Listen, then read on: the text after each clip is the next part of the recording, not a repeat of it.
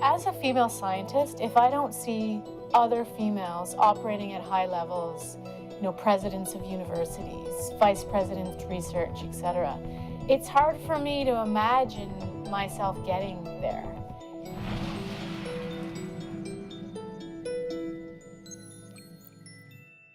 Around the world, women are scarce in scientific research and development. According to the UNESCO Institute for Statistics, less than 30% of the world's researchers are women. Canada wants to change that.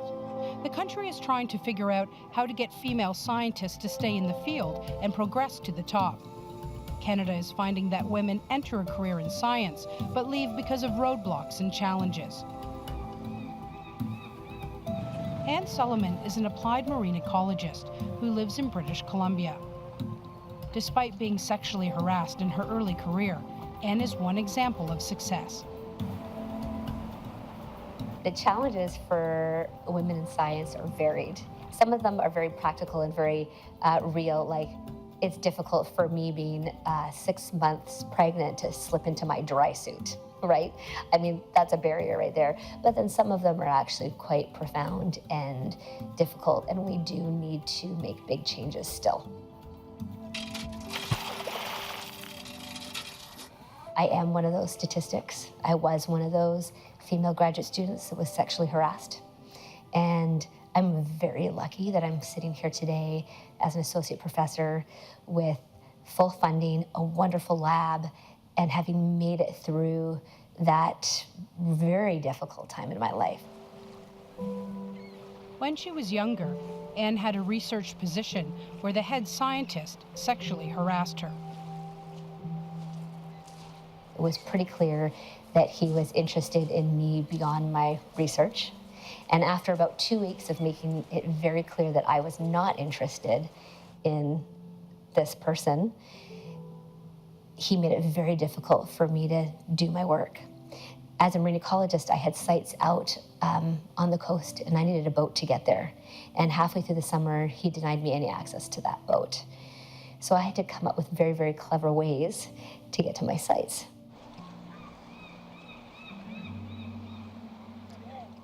I got to know some of the coastal communities on the other side of the bay that were Indigenous, and they provided boats and volunteered for me, and I got over there and got my work done. The conditions working were beyond oppressive. They were very frightening. He used very strong language, incredibly domineering body language. I was very scared being out on the boat with him, being in the field, especially alone.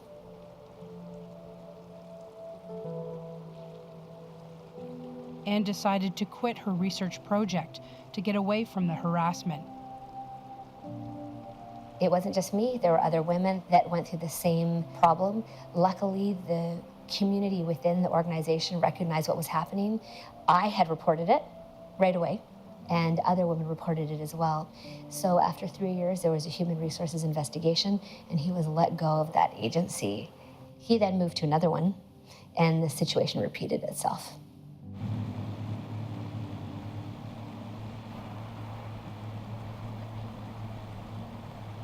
The amazing thing is I wrote a grant with those same communities, and we got $180,000 to continue the work without that man. And in many ways, that experience that was at the time deeply disturbing and very troubling, it in fact made me who I am today, because it gave me the courage at a young age to reach out for help and to develop the relationships with other people to write grants and to develop the skills to write grants to actually get my own funding. So in many ways, it gave me some of the skills to become an independent researcher. I love that glimmer of light on the water. Isn't that what we live for? Yeah. I feel like I can now quite easily talk about what happened to me when I was a PhD student. I'm an associate professor now. I've gone through tenure. I'm 43 years old. And I feel like it's very important to talk honestly about the problems so we can come up with solutions. But you know, when I was just starting as an assistant professor, I don't think I would have been as forthright. I was in a much more vulnerable position. I'm in a less vulnerable position now. And I feel it's my duty to be very clear and honest about what some of the problems are. And it's my responsibility to try and make change.